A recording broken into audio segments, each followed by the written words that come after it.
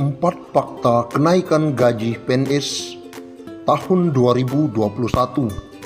Tinggal menunggu restu Sri Mulyani, Menteri Keuangan Republik Indonesia. Kementerian Keuangan atau Kemenkeu masih mengkaji rencana gaji aparatur sipil negara atau ASN, di mana Menteri Pendayagunaan Aparatur Negara dan Reformasi Birokrasi PAN-RB Cahyokumolo berencana menaikkan tunjangan kinerja PNS minimal 9 juta hingga 10 juta rupiah. Berikut fakta gaji PNS tak disetujui Sri Mulyani yang telah dirangkum pada bulan ini. 1. Kemenkeu belum kaji kenaikan gaji PNS. Kepala Biro Komunikasi dan Layanan Informasi Kementerian Keuangan Rahayu Puspasari mengatakan bahwa skema gaji dan pensiun saat ini masih dalam tahap pengkajian interdep. UU Nomor 5 Tahun 2014 tentang aparatur sipil negara yang diantaranya mengamanatkan penyusunan peraturan pemerintah tentang skema gaji dan pensiun saat ini masih dalam tahap pengkajian interdep dengan mempertimbangkan banyak aspek, di antaranya termasuk dampaknya terhadap keuangan negara jangka pendek dan jangka panjang. 2. Pemerintah fokus penanganan COVID-19. Menurutnya, anggaran pendapatan belanja negara tahun 2021 dan kebijakan fiskal sudah diundangkan dalam Undang-Undang Nomor 9 Tahun 2020 mengenai gaji ASN. Dalam UU tersebut dinyatakan bahwa pemerintah masih fokus pada penanganan pandemi dan pemulihan ekonomi dan tidak ada rencana untuk menaikkan gaji, tandasnya. 3. Menpan RB telah berdiskusi dengan Kemenkeu dan Kemendagri. Menteri Pendayagunaan Aparatur Negara dan Reformasi Birokrasi Menpan RB Cahyokumolo menyebut pihaknya selalu diajak berdiskusi dengan Kementerian Keuangan dan Kementerian Dalam Negeri berkaitan dengan membahas masalah penerimaan penghasilan aparatur sipil negara. Diskusi ini termasuk usulan yang bagus dari Menteri Keuangan Sri Mulyani untuk mensubsidi dana pensiun. Adapun penghasilan para ASN, sambung Cahyo, antara lain gaji pokok dan berbagai macam tunjangan. 4. Ini rincian yang diterima PNS.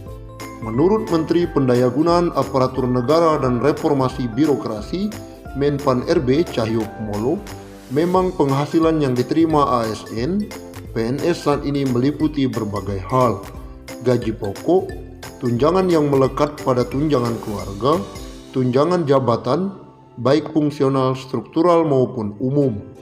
Ada juga tunjangan kinerja, ada juga honorium uang sidang, uang rapat yang saya kira bersifat opsional per kegiatan.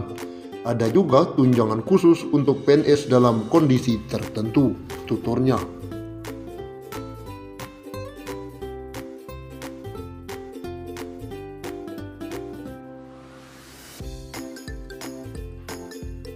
Kementerian Pendayagunaan Aparatur Negara dan Reformasi Birokrasi masih menunggu restu dari Kementerian Keuangan perihal kenaikan gaji pegawai negeri sipil.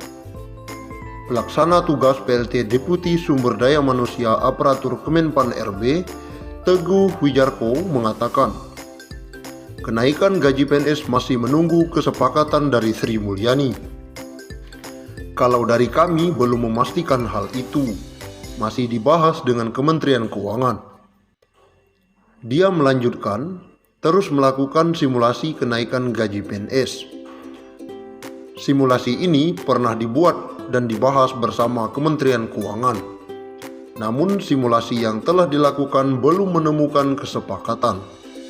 Ini dari pembahasan tersebut belum ada kesepakatan bulat dengan Kementerian Keuangan. Sebelumnya, pemerintah tengah mematangkan rencana perombakan skema gaji untuk pegawai negeri sipil.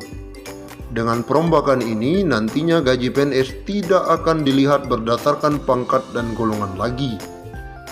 PLT Kepala Biro Hubungan Masyarakat, Hukum dan Kerjasama Badan Kepegawaian Negara, Paryono, dengan perombakan ini maka kemungkinan gaji pokok akan lebih tinggi dari sebelumnya.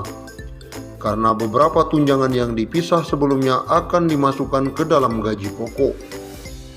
Kemungkinan gaji pokoknya bisa lebih tinggi dari sekarang.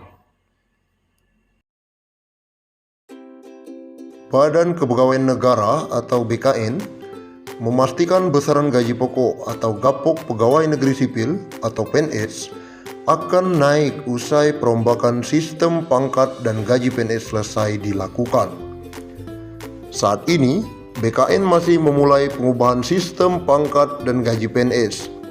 Nantinya, keputusan yang baru akan tertuang dalam peraturan pemerintah atau PP tentang pangkat PNS dan PP tentang gaji, tunjangan, dan fasilitas PNS. PLT Kepala Biro Hubungan Masyarakat, Hukum dan Kerjasama BKN, Paryono mengatakan kenaikan gaji pokok PNS dikarenakan adanya pengalihan tunjangan. Gaji pokok PNS tentu akan naik karena komponen tunjangan jabatan dan tunjangan keluarga masuk ke dalam gaji, kata Paryono di Jakarta. Dalam pengubahan formula gaji PNS baru nantinya berdasarkan beban kerja, tanggung jawab, dan risiko pekerjaan.